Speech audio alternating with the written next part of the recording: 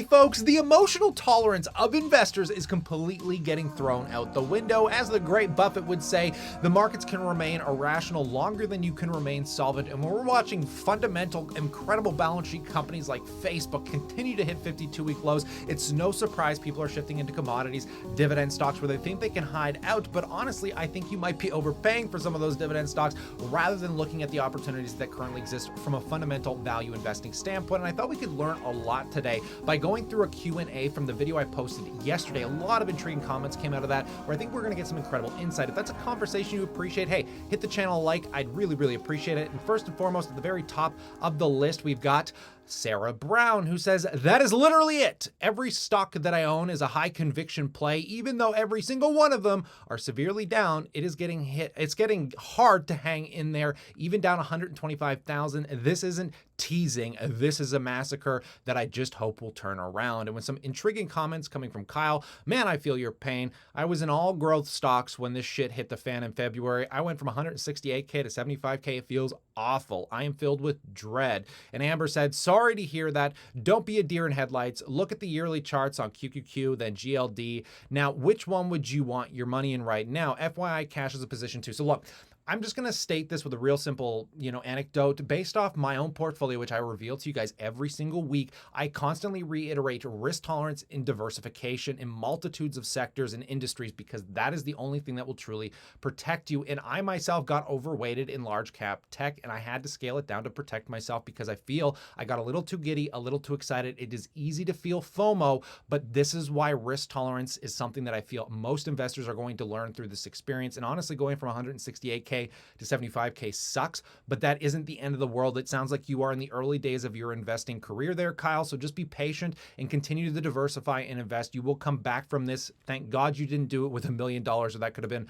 a lot worse. Now, Dwayne says, if you want to be Warren Buffett, then it's probably not a good idea to sell good companies like Google, Microsoft, Apple. Why would you stop the internal compounding and at the same time invite the tax man to dip his hands into your pocket? So look, I am very strategic about how I've gone about this. Yes, I've scaled down. I haven't sold out of. I've scaled down my highest conviction plays when we're talking about Apple, Microsoft. I didn't sell Google because I'm happy with the position. I did scale Facebook and Tesla down as well, but I'm doing it in a very methodical manner, just as a self-protection mechanism. In my opinion, it's obviously slightly gambling. There's some speculation that comes into play, but I figure the most I'm losing is a few percentage points in the near term and upside gains with the opportunity that my cash will go further tomorrow. So I'd rather wait just to see how this unfolds.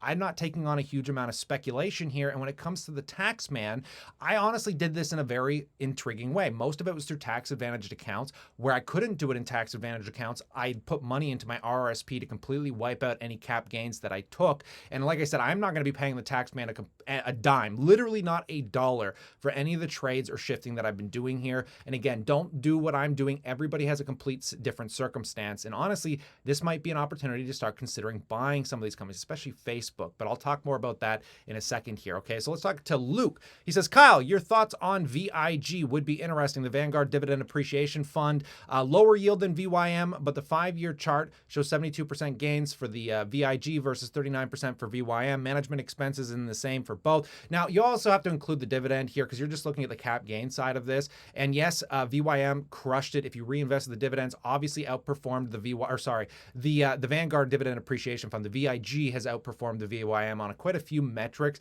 And honestly, it just depends on your personal preference. And let's talk about that. So here's the Vanguard Dividend Appreciation Fund, guys. Has done very well, still holding up because it holds a lot of those kind of companies where people are fleeing to hide to right now. So it's a good place for cash. But let's talk about this. So the Dividend Appreciation Fund pays a 1.7% dividend yield. It's very similar to VYM on major metrics outside of a few holdings because they do hold Microsoft, some of these tech companies, which has probably led this fund to outperform. Now, personally, when we look at the dividends here, guys, I don't know why they call it an appreciation fund because yes, from 2013, from 34 cents a quarter to 72 cents a quarter is well over doubling of the dividend. But the same thing thing has happened with the VYM. The VYM over the same time period from a dividend standpoint has gone from what, 41 cents to where it sits today at 93 cents. So they've had kind of the same appreciation from a dividend standpoint. Personally, for my portfolio, because like I said, I already hold a lot of those dividend growth stocks like Apple, Microsoft, etc. I like the VYM a little more. I know it's going to underperform likely compared to the VOO or the QQQ over the long run, but I'm holding it for cash flow as a percentage weighting in my portfolio. Like I said, it's a balancing act of growth, dividends, and all these different aspects that you feel best appropriate in your portfolio. Do I think one's better than the other? Absolutely not. For me personally, I'm looking for a higher starting yield so I can continue to reinvest cash flow, and I'm not looking for nearly as much capital gain off of the VYM. So that's just personal preference, but I do like the VIG. I think they're all incredible companies, just like the Schwab Dividend ETF. I think those are great places, personally, just personal preference. But let's talk to another, comment here. If you've been buying hype growth stocks, ain't no one coming to save you. Start buying dividend growth stocks and cash flow. See, this is a major mistake. Huge mistake. Now, if you're comparing it to like those really small cap, highly volatile growth stocks, yes, I would agree. I'm really careful with how I mess around in small cap land, and I only do it real strategically with tiny percentages of my portfolio. It's kind of like Bitcoin. I consider that kind of like one of those real speculative and kind of crazy volatile investments, so I make it a super tiny percentage of my portfolio. But again, if you want outsized returns, you're not going to get it without that kind of volatility, right? So a lot of people are running into dividend stocks, but the mistake they're making here is a lot of people, because they see Pepsi up right now, think for some reason this is a better buy over many other companies. Yet this thing is trading for a 30 PE, and I don't care how much you like that dividend, guys. This Pepsi is insanely overvalued against something that has the most robust balance sheet on the planet, like Facebook, which trades for half the value of Pepsi. And if I had to pick one or the other today, I would be over Facebook any day over a dividend stock like Pepsi. This is where you have to be careful, because if you want to be a little more strategic and wait for these downsides to play out and start buying the rally back like I am, I would still be paying attention and making a list of companies that have fundamentally better valuations. People, for some reason, when this happens, the valuation metrics and their emotional tolerance completely goes out the window, and they forget why you need to be paying attention to what matters, and that's buying stocks on dips when it makes sense and what appropriates best in your portfolio. Now, a lot of people are like, hey, Kyle, well, you ain't buying Facebook here. No, because again, I own a huge amount of these companies already, and again, I do plan on buying back into them, and honestly, my list is getting very long of stocks I want to buy, and it's making me think that I'm just going to start loading back into the QQQ ETF. Now, when this plays out over the next 3, 6, 12 months, you're going to have to subscribe to see what I end up doing, but I want more growth in my portfolio. Don't get me wrong. I'm just patient in this downturn market, because eventually the valuations are going to make way too much sense in something like a QQQ ETF with Facebook and Apple than it's going to make buying something like a Pepsi or a Costco here. I can promise you that much. So don't think hiding out in those dividend stocks is going to be safe. The only thing you need to care about is free cash flow. I love dividends, and many of you know I've evolved to not be a primarily just a dividend focused investor, because I think you get passive income from the balance sheet. Yes, you're going to have to ride through this volatile moment, but the dividend stocks could get hit just as hard. They might not have been hit yet. Doesn't mean they're going to hold up, guys. There's still risk with that. And I hold Pepsi. Don't get me wrong. I hold Johnson & Johnson. Again, diversification, risk tolerance. Now, JT says, I will never go cash. This I think is a statement that a lot of early investors make, because that's what I used to think when I didn't have a lot of investments, is that I'm never going to hold cash. But as my portfolio is scaled, I realize the value of having an elephant gun. There's a reason that when you look at things like Facebook, Apple, Berkshire Hathaway, Warren Buffett's portfolio, that they sit on a tremendous amount of cash, because when major opportunities arise and you want to make outsized returns without having to do options or betting against the market, the only way to do that is by buying stocks at incredible valuations. And the only way you can get great incredible valuations is by having a large amount of capital to take advantage of those dips. So in my current experience from where I sit, I think cash is a good hedge over some of the other riskier plays like options per se, to protect you from some downside risk. Now, this is something that I've evolved into only recently over the last 6 to 12 months, because I was never proponented to cash. And now I've realized that, hey, I'm taking a speculative bet, not a huge one. I'm about 10% cash. And like I said, if the markets continue to go down and I start seeing, some bottoming, or we kind of get past that fear psychology and you start getting that sense that this is a time to start cost averaging in, I want to be able to do that with more money, right? So that's just kind of how I'm playing this out here. And like I said, you can do it any way you want. If you have a small portfolio and you got like 10, 15 grand, I would be more inclined to keep buying and not worry as much about cash.